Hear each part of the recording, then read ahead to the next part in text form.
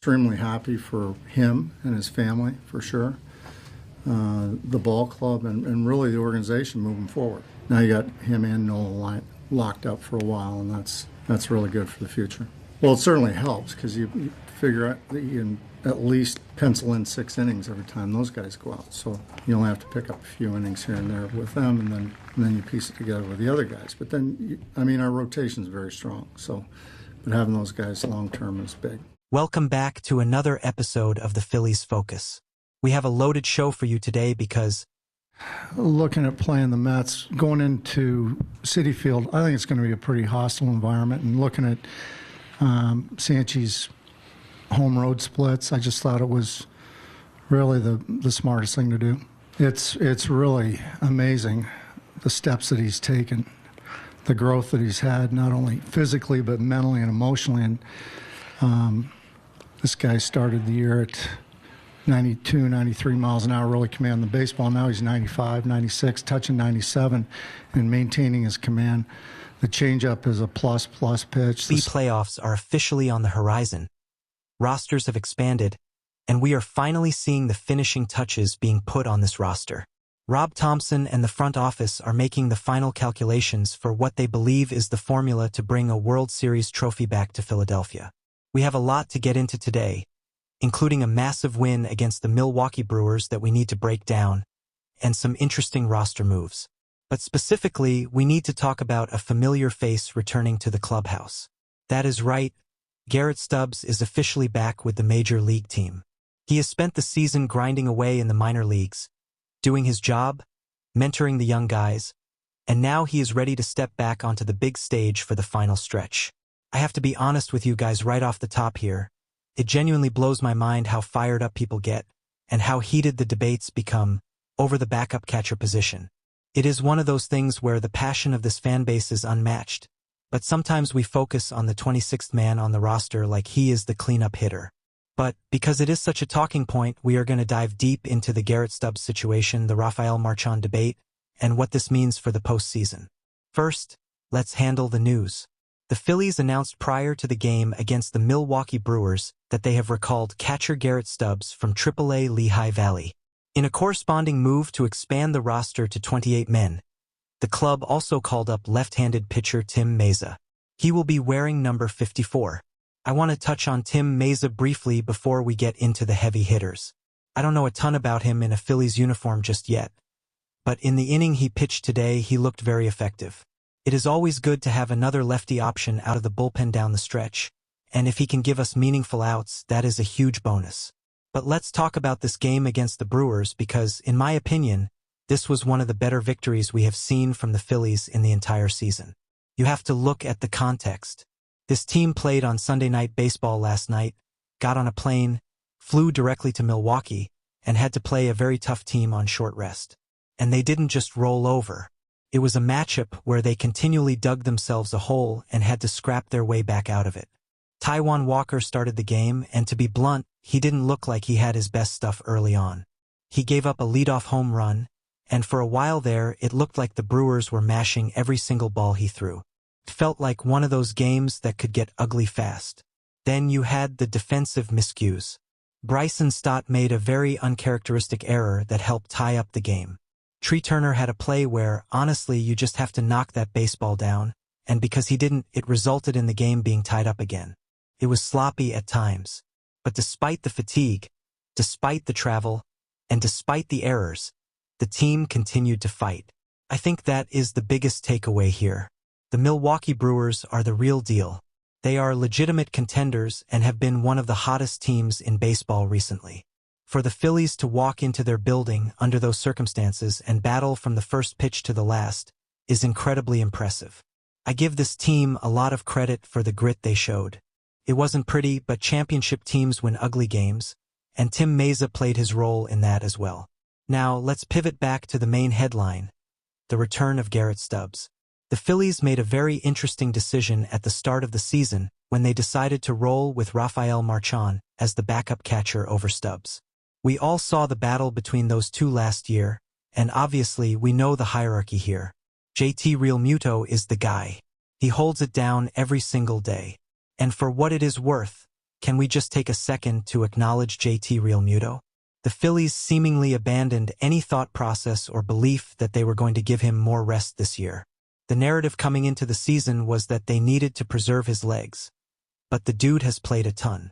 And frankly, he has earned every single opportunity he has gotten. When you look at the season JT Realmuto has put together, the numbers are solid. He has 11 home runs, 47 RBIs, 29 walks, and 114 hits across 429 at-bats. He has struck out 110 times, and we have to remember, he is 34 years old. He went on an unbelievable heater a couple of weeks ago, and while he has cooled down a bit lately, having that kind of production from a right-handed bat at the catcher position is a luxury. Now, I will say this, I do think the label of best catcher in baseball might have been dropped from his name this year. There are some young guys around the league who have surpassed him statistically to an extent. But when we are strictly talking about the Phillies' outlook, it does not get much better than what Realmuto brings to the table. He is tough as nails. He does an excellent job handling this pitching staff, which is something you cannot always quantify with stats. He brings those intangibles that are essential for a World Series run. This conversation about Realmuto naturally leads us to the future. What do you do next year? Because the guy we all thought was coming down the pipeline, the projected future catcher of this franchise, Eduardo Tate, is no longer a member of the organization. He was shipped out at the trade deadline. I want to interject here and actually stick up for the Phillies organization on that trade. First of all, the kid was 16 years old. It is not like this was a guy knocking on the door of the majors who would be ready to take over next season. He was years away. And the other part of it is, there is a lot of speculation among scouts that he might not even end up sticking at catcher. He is known more for his bat. He is a hitter prospect who happens to play catcher, rather than a defensive wizard behind the plate. When you look around Major League Baseball right now, the catcher position has changed. It is primarily a defense-first position. The era of the power-hitting catcher feels like a dying breed. That is why JT Realmuto, even in what some might call a down year by his sky-high standards, is still one of the most productive players at his position in the entire league. That says more about the state of the catcher position in MLB than it does about JT's decline. But bringing this back to the current roster construction, there is an interesting conversation to be had about the backup role. The Phillies, to their credit, gave Rafael Marchán a real shot. They allowed him to play through his mistakes. For the season, Marchán didn't get a mountain of opportunities. The 26-year-old had just 86 at-bats. He managed 16 hits, 1 home run, 9 RBIs, and 10 walks. His slash line wasn't eye-popping, a .278 on-base percentage and a slugging percentage of .256. He only struck out 14 times, which is good, but the power wasn't there. It is too small of a sample size to make a definitive determination on his career, but using the eye test, I think Marchán got better as the season progressed. I will admit, earlier in the year I was ready to pull the plug. I was sitting there thinking, I think Garrett Stubbs is just straight up better than this dude. I didn't see the vision initially, and while he did improve, I don't have this overwhelming optimism that he is ready to take a leap and become an everyday starter. I think he has limitations. He is totally fine in the role they asked of him, but is he a difference maker? Probably not. Now, let's reflect on what Garrett Stubbs did this season. His numbers in the minor leagues were exactly what you would expect. He slashed .265, .352, and .402. He hit 8 home runs, drove in 50 RBIs, had 12 doubles, and posted an OPS of .762. That is completely fine. It is professional hitter production at the AAA level. But the thing I really want to highlight and stick up for regarding Stubbs is the way he went about his business down there. He answered every question he was asked about the demotion with class. He talked about how valuable the experience was for him to just get into a routine of playing every day, getting consistent at-bats, and finding his rhythm. He also played a huge role in working with the pitching staff in Lehigh Valley. I think that is incredibly valuable for guys like Andrew Painter. When you have a top prospect like Painter, having a veteran catcher like Stubbs, someone who has been to the World Series, someone who knows the big league coaching staff, guiding him is a massive benefit. It is not just another prospect learning on the fly. It is a guy who has been there, done that. Stubbs became a voice in that locker room. And when I talk about him handling things the right way, I saw this Instagram story from Stubbs that just perfectly encapsulates the minor league grind. He posted a photo with the caption, 96 degrees Fahrenheit, 6-hour bus ride, and no AC. As they say, if you don't like it, play better. I absolutely love that. No complaining, just owning the reality of the situation. If you don't like it, play better. That is the exact mentality you want. I was also blown away by something else that came across my desk this week regarding Stubbs' time in the minors. Apparently, he created a tradition within the Iron Pigs clubhouse. After every victory, the team would pick a pitcher MVP and a player MVP, and they would have a beard chug race or something similar in the locker room. They even kept tabs on who had the lead in the standings. Now, do we need to directly translate a chugging contest to the Phillies locker room? Maybe, maybe not. But what that tells me is that Stubbs builds camaraderie. He brings guys together. There is legitimate value in that. Having a dude who is a leader in the clubhouse, even if he isn't playing every day, matters. Is vibes alone worth a roster spot? Probably not. But let's be realistic about this Phillies team. We know who the key guys are.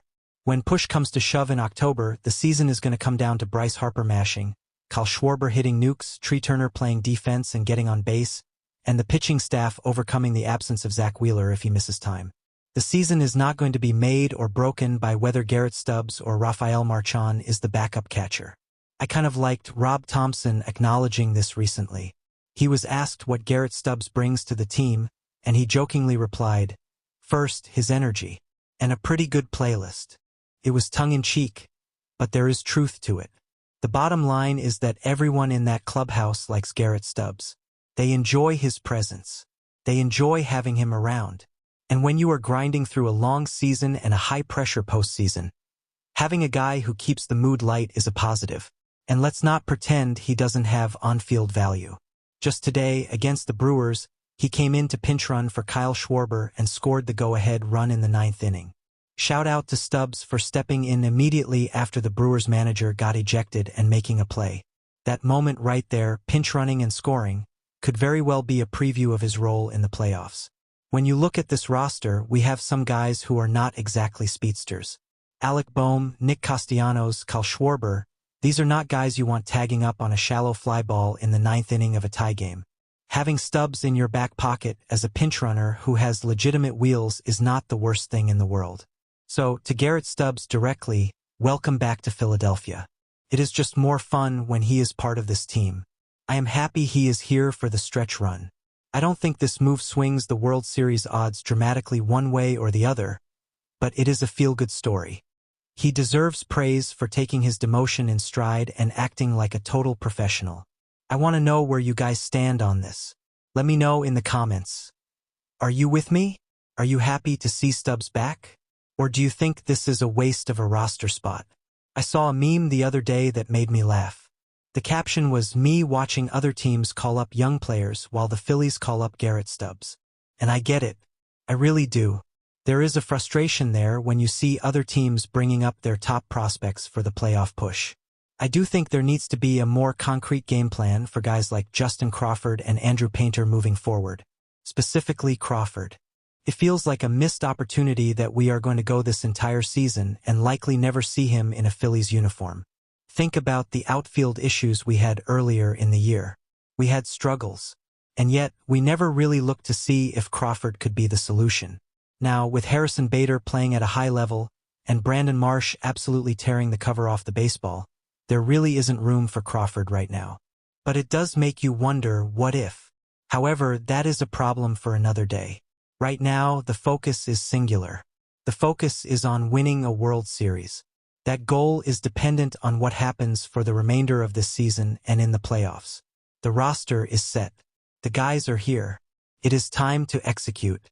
We are going to be grinding through every single game, every roster move, and every playoff moment right here on Phillies Digest. I appreciate you guys tuning in to this video. Please drop any thoughts you have in the comments section below. I read through them and love seeing your takes. If you haven't already, make sure you smash that like button on this video and subscribe to the channel so you don't miss any updates as we head into Red October. I will be back talking with you next time.